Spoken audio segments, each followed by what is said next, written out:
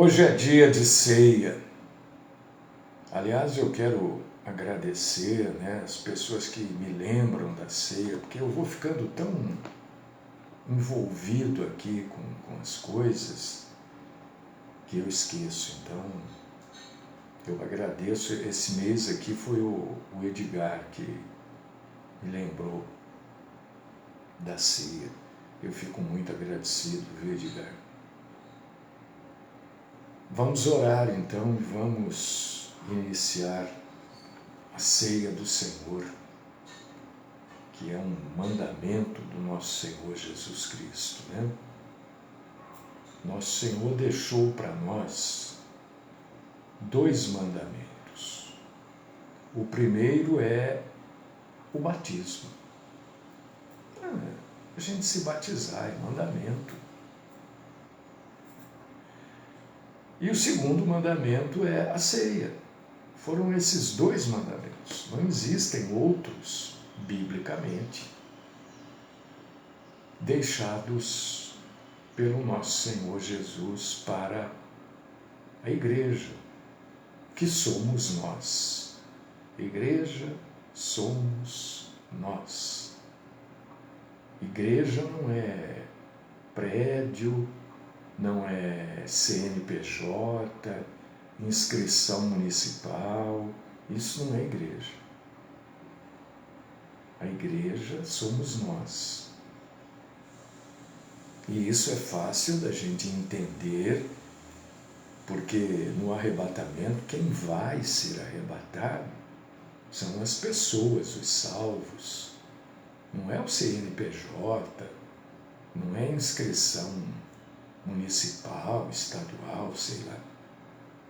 Somos nós que seremos arrebatados. Por isso é uma prova inconteste, quer dizer, uma prova incontestável de que a igreja somos nós. Os bancos, as paredes, o ar-condicionado, os vitrais, tudo isso vai ficar. Agora nós, a noiva do Cordeiro, vamos ser levados para o nosso Senhor. E nós te louvamos, Senhor, te agradecemos por esta oportunidade que o Senhor nos apresenta de, juntos, como igreja, participarmos da ceia nesta manhã de sexta-feira.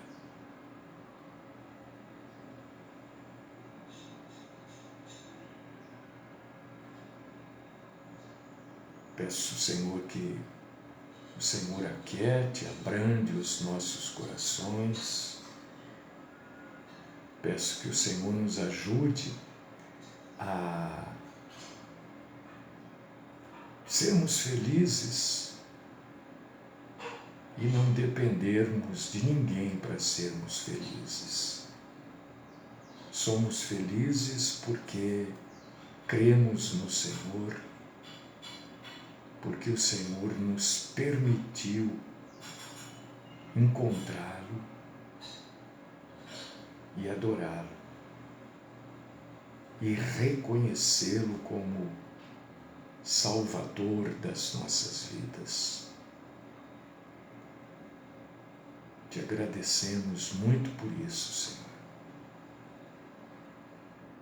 Te agradecemos porque cremos que o Senhor se junta a nós, cremos que o Senhor está, na verdade, no meio de nós. Cremos, não porque nos agrada crer, cremos porque o Senhor falou: 2 ou 3 reunidos em meu nome, eu estarei com vocês. E nós estamos aqui, Senhor, reunidos no teu nome, por causa do Senhor. O Senhor é a causa, o Senhor é o motivo de estarmos aqui. Então, eu peço que o Senhor receba a nossa obediência a este mandamento da ceia e ajuda-nos, Senhor, a sermos cada dia mais fiéis a Ti. É claro que temos muito a crescer, muito a aprender. Continua nos ensinando e falando conosco.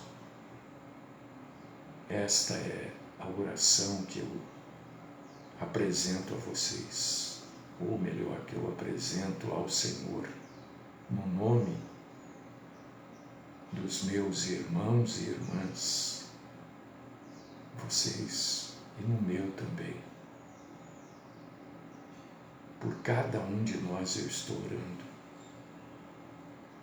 A Deus, ao Pai, ao Senhor, o grande eu sou, no nome do único intermediário. Há um só intermediário entre Deus e os homens. Tenho lutado para levar essa verdade para aqueles que creem em outros intermediários, outros intercessores, porque há um só, Cristo Jesus. Amém.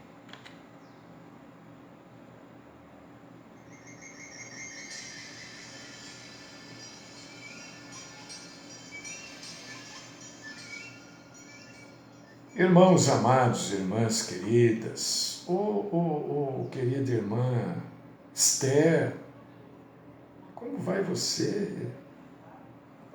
Quanto tempo, desde que eu fazia no rádio, né? Agora as emissoras de rádio não me querem mais, elas querem dinheiro, e se eu estiver lá, os outros que pagam o que elas pedem vão falar: esse cara aí está falando contra a gente. Ou fica ele ou ficamos nós, é assim. Então eles preferem quem paga, né? Eu choro, eu atraso às vezes o pagamento, mas nunca deixo de pagar. Eles preferem os outros. Irmãos e irmãs, ceia. Eu não sei qual o valor que você dá para a ceia, sinceramente eu não sei. Mas a ceia é...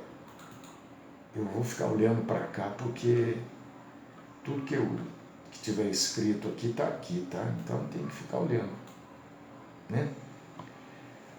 A ceia é uma graça de Deus. Graça. Ninguém merece participar da ceia. Ninguém. Nem eu mereço. Obviamente eu sou o primeiro a não merecer. Nem você merece. Ninguém. Ninguém é bom o suficiente, ninguém é certo o suficiente, correto o suficiente, perfeito o suficiente para participar da ceia. Tecnicamente é isso, né? Mas a graça de Deus nos permite participar da ceia. O que quer dizer isso, a graça de Deus? Quer dizer que a bondade de Deus nos torna bons perante o Pai para que possamos participar da ceia. A gente pode participar da ceia pela bondade, pela graça. Graça nada mais é do que a bondade de Deus nas nossas vidas. Não que a gente mereça, mas é bondade. Então a ceia é graça de Deus. não por mérito, não por merecimento, nem porque você é bonzinho e faz sacrifício. Aliás, eu quero alertar você que vive fazendo sacrifício, né, para agradar a Deus.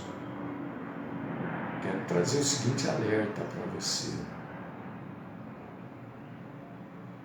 O sacrifício de Jesus não foi suficiente para você ao ponto de você precisar complementar o sacrifício de Jesus com os seus sacrifícios?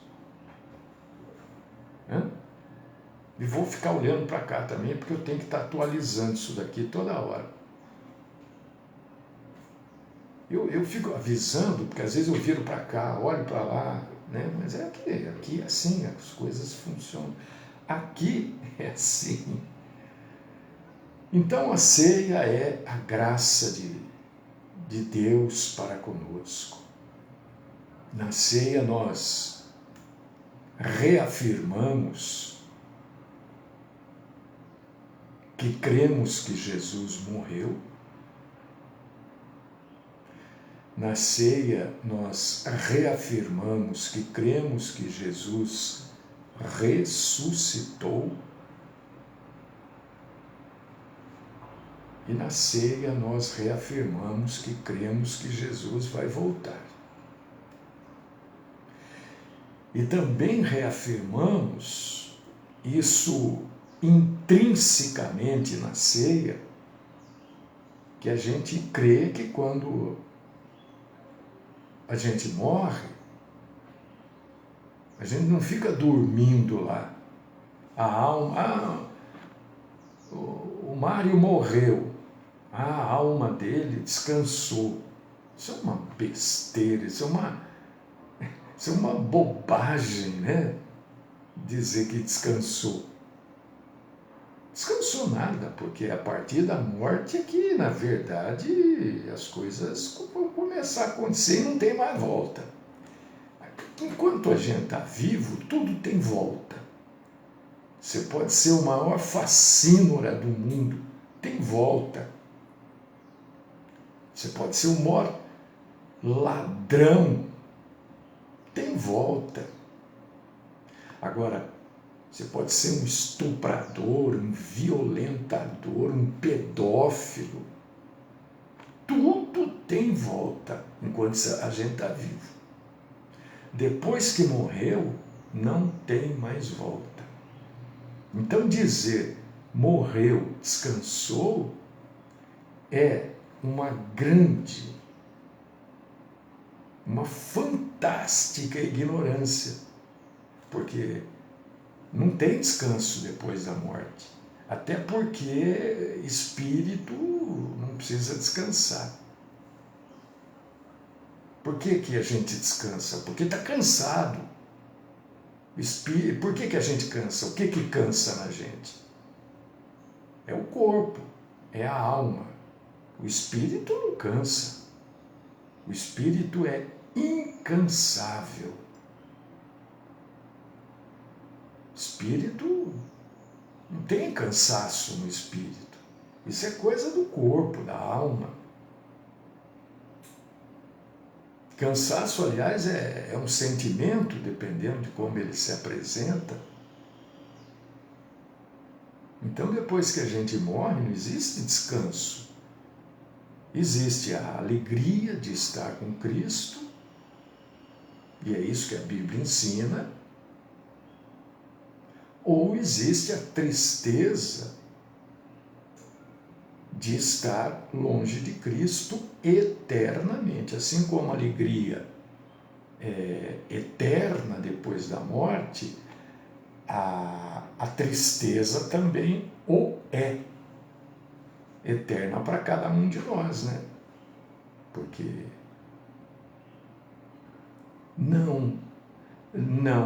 então a gente não deve dizer morreu, parou de sofrer, muito pelo contrário.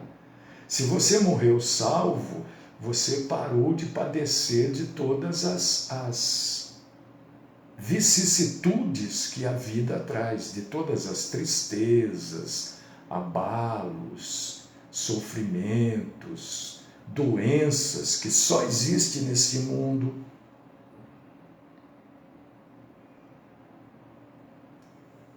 Mas se você se morreu salvo, vai viver com Cristo, vai viver na glória, na paz de Cristo. Agora, se você morreu condenado, isso tudo que a gente diz aqui que é sofrimento, que eu diria, não é nada perto do sofrimento eterno. Porque o que se sofre aqui na Terra, Marília, é por um determinado período, né? Não é? Por um determinado período, que é o período da vida, se é que alguém sofre a vida toda.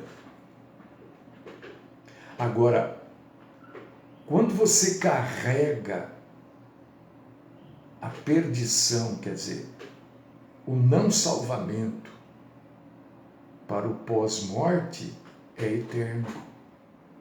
Então, morreu, parou de sofrer, você está se referindo exclusivamente ao corpo físico. Agora, a alma e o espírito continuam sofrendo na eternidade.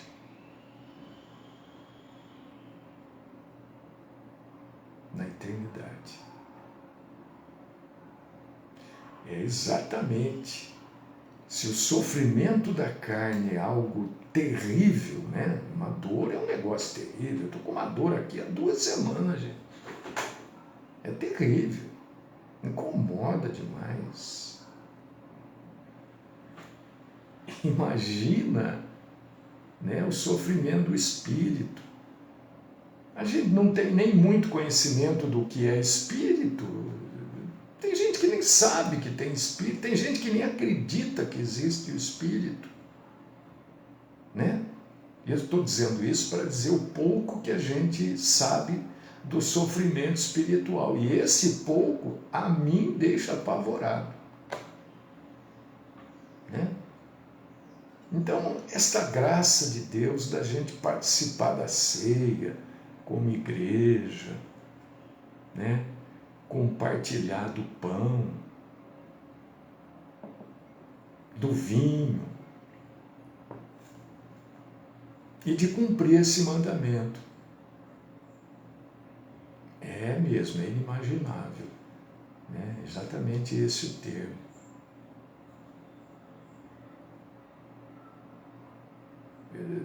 Djalma, espera um pouco. Eu não entendi, você escreveu aqui, espírito humano, eu não acredito que tem. Eu não entendi, Djalma, o que você escreveu aí. É isso mesmo que você queria escrever ou digitou errado? Porque se você não acredita no espírito humano, você não acredita na vida pós-morte. Se você não acredita no espírito humano, se é isso que você quis escrever, você não acredita em Cristo ressuscitado. Porque nós estaremos na mesma condição que Cristo está hoje. Cristo está vivo, em alma, em espírito e em corpo. Se você não acredita no espírito humano, então você não acredita na ressurreição. Eu acho que você errou no escrever aí. Eu não vou entrar nesse assunto, mas que bom que as pessoas têm dúvidas e perguntam, e que bom que as pessoas têm liberdade de escrever o que elas quiserem. Né? E eu tenho também a liberdade de, com toda a humildade, explicar o que está certo e o que está errado. Tá? Mas a ceia é a repetição daquilo que Jesus fez. Há 2000 anos atrás, Jesus reuniu os apóstolos numa noite. Não quero entrar nesse detalhe, né? Porque senão vai causar outra polêmica. Né? Mas foi numa noite assim, no começo da semana. Jesus reuniu os apóstolos, seus seguidores próximos, né? E ele sentou à mesa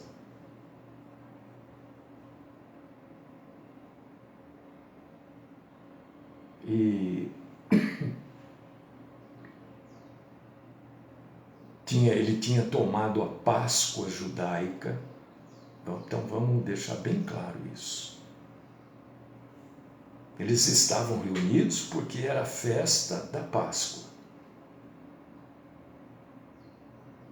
E como judeus, eles tinham participado da Páscoa. As comidas da Páscoa são diferentes da ceia. A ceia é só o suco de uva e o pão. Porque vinho também é suco de uva, viu? Vamos deixar isso claro aqui. O vinho é suco de uva, só que é fermentado. E o suco de uva só não tem fermentação. Então, a ceia é o suco de uva e o pão. E a Páscoa tem outros alimentos que fazem parte da mesa judaica da Páscoa, porque a Páscoa deve ser comemorada somente pelos judeus. Ímpio, ou melhor, ímpio não vamos melhorar esse termo, gentil, não foi dada a ordem de Deus para o gentil comemorar a Páscoa. Porque a Páscoa é algo específico dos judeus. Então tem outras comidas ali que fazem parte, ervas amargas e tal. Porque foram eles que saíram do Egito, né, que estavam cativos, né? Então primeiro Jesus cumpre o ritual judaico, porque Jesus era do judaísmo.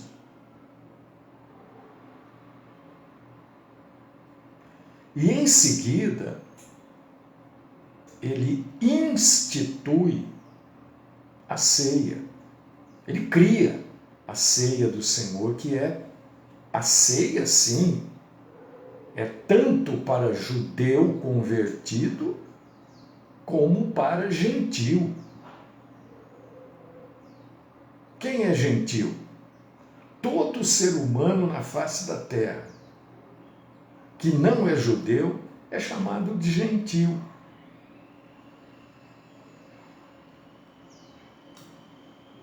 Então, eu sou gentil, até onde eu saiba, não tenho raiz judaica nenhuma. For puxar minha árvore, não vai ter judeu aí, muito.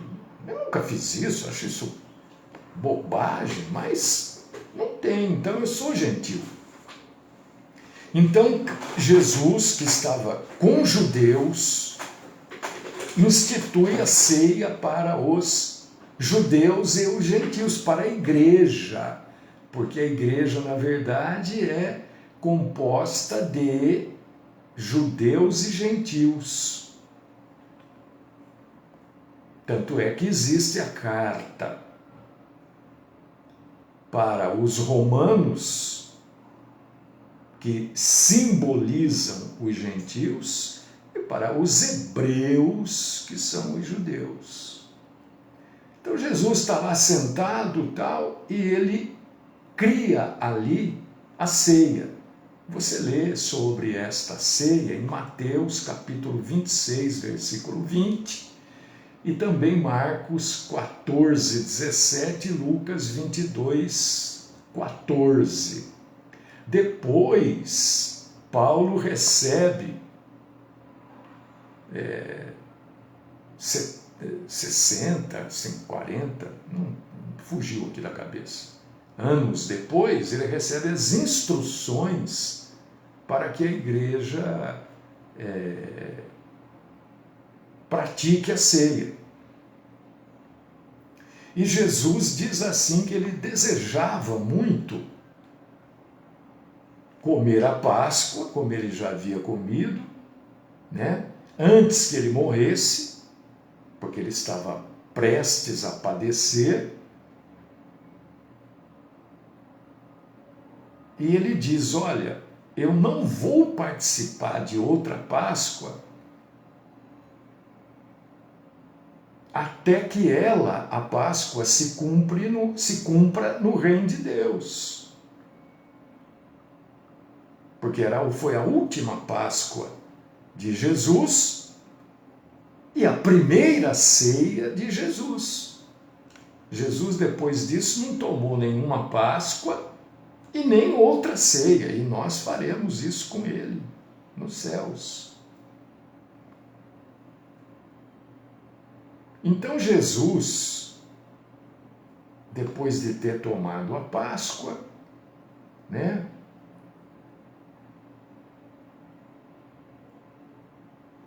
ele pega o cálice e o pão e toma, no sentido de beber e comer. Porque foi a última vez que ele fez isso na terra, junto com as pessoas. Não foi a última, na verdade foi a penúltima, né? Mas foi a primeira e a última ceia e a última Páscoa. Jesus, depois de ressurreto, ele ainda come uma outra vez junto com o pessoal quando ele reaparece, mas ceia ele não tomou mais. E antes da gente cumprir esta ordenança, na verdade, o termo correto é ordenança. O batismo é uma ordenança e a ceia é a segunda ordenança. Antes da gente cumprir essa segunda ordenança, eu quero convidar você para nós termos aqui um tempo de oração, porque esta oração é mais um pedido de perdão de pecados, né? A gente não pode deixar de fazer isso. A gente não pode participar da ceia indignamente. O que é participar da ceia de maneira indigna? Você lê a respeito disso e as consequências de se participar da ceia de forma indigna. Você lê sobre isso em 1 Coríntios, capítulo 11, versículo 27. Por isso, aquele que come e bebe o cálice do Senhor indignamente, será réu do corpo e do sangue do Senhor. Versículo 28 diz assim, né? Porque ninguém, na verdade, é digno. Por causa disso que nós temos um tempo aqui, antes de participar efetivamente da ceia, quando nós pedimos perdão do Senhor, para que Ele nos torne dignos de participarmos da ceia, para que não venhamos a sermos culpados do sangue de Cristo Jesus. O versículo 28 de 1 Coríntios 11 diz assim: examine-se, pois, o homem a si mesmo, e assim coma do pão e beba do cálice. Pois, o versículo 29, quem come e bebe sem discernir o corpo, come e bebe juízo para si. Esse versículo 30, ele é negligenciado pela grande parte de nós quando oramos pela cura de alguém. Eu vou ler o versículo, você está com a sua Bíblia, leia. Eis a razão, porque há entre vós muitos fracos e doentes, e não poucos que dormem. Então há muita gente doente, há muita gente fraca e muita gente que morre porque participa da ceia sem pedir perdão.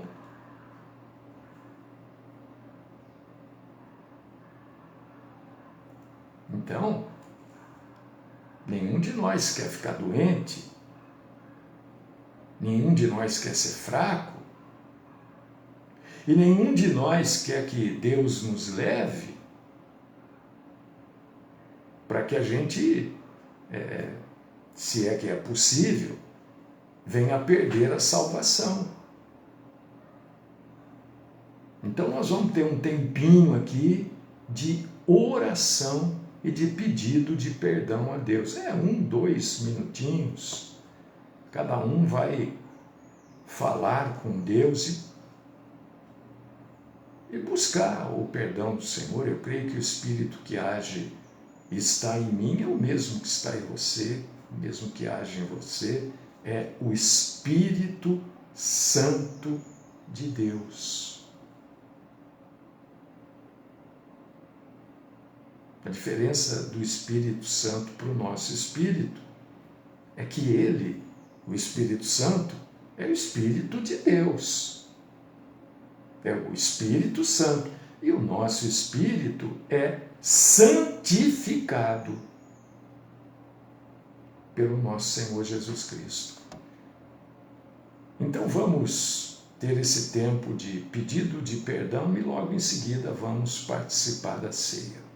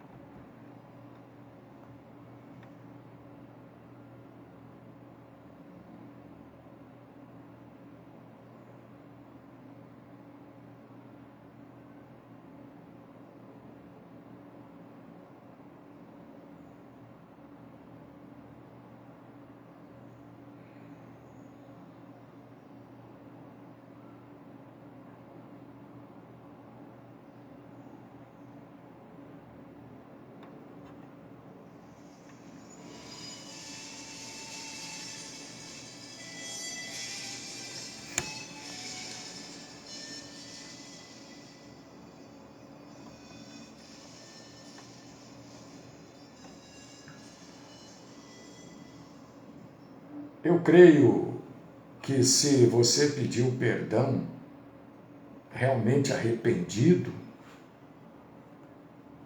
você recebeu o perdão. Todos que buscam o perdão do Senhor recebem. E com a santa ajuda do Espírito Santo, nós podemos não pecar. Então, Senhor, nós te agradecemos muito pelo perdão que o Senhor nos dá. Somos gratos, Senhor, porque o Senhor nos torna dignos de participarmos da ceia. E eu creio que se nós pudéssemos agora ver-nos no mundo espiritual, nós nos veríamos, como diz este hino, nós olharíamos para o nosso espírito e nos veríamos mais alvos do que a neve, como diz esse hino.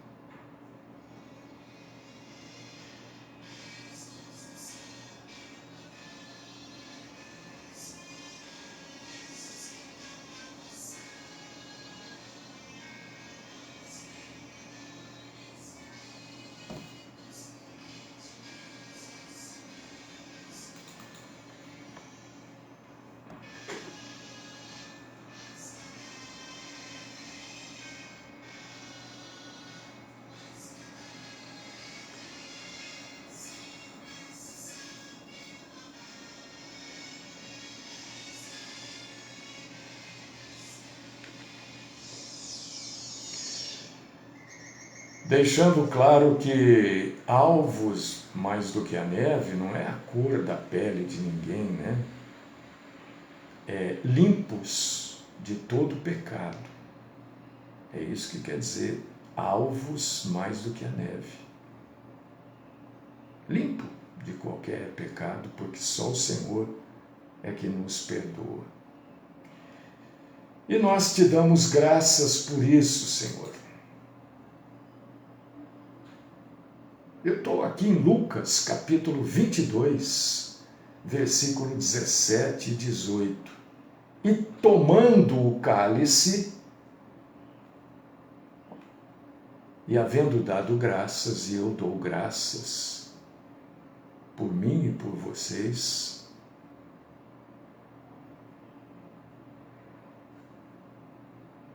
ele passou o cálice entre os apóstolos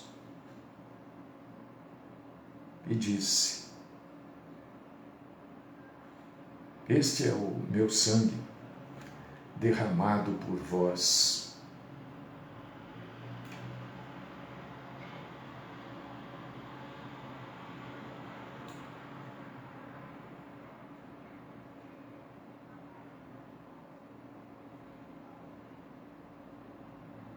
Este é o cálice do Senhor. É o cálice do Novo Testamento.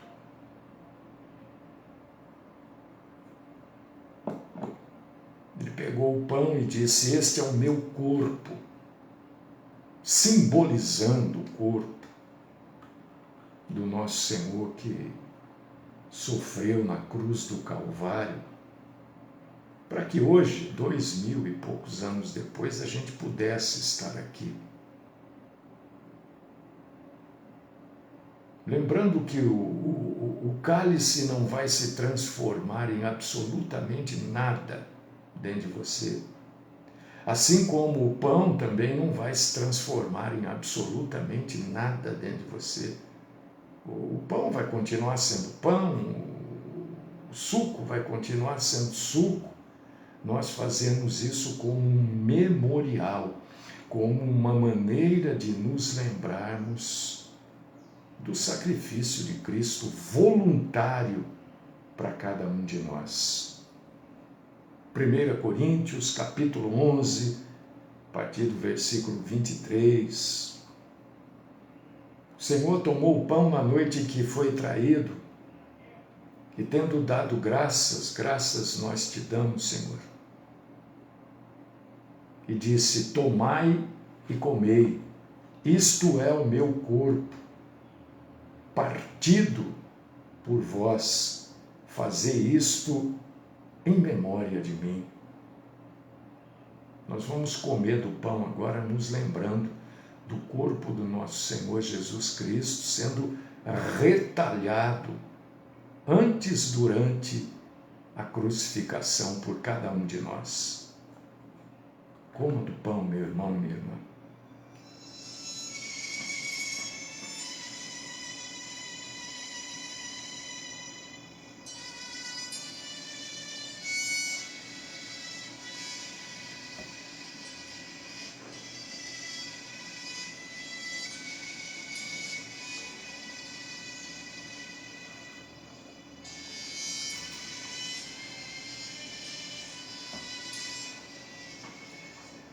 E tomando o cálice, deu graças.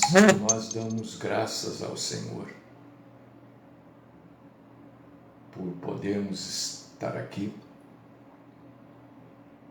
E disse: isto é o sangue do Novo Testamento que foi derramado por muitos para remissão dos pecados.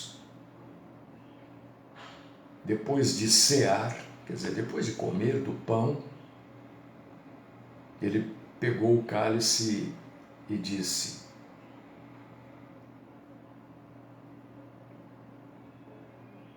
fazei isto todas as vezes que beberdes em memória de mim.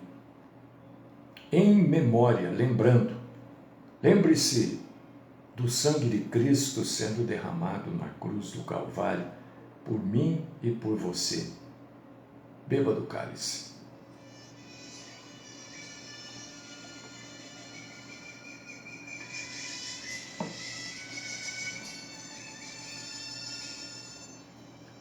Jesus ainda complementou 1 Coríntios, capítulo 11, versículos 25 e 26, porque todas as vezes que comerdes este pão e beberdes este cálice, anunciais a morte do Senhor até que ele venha.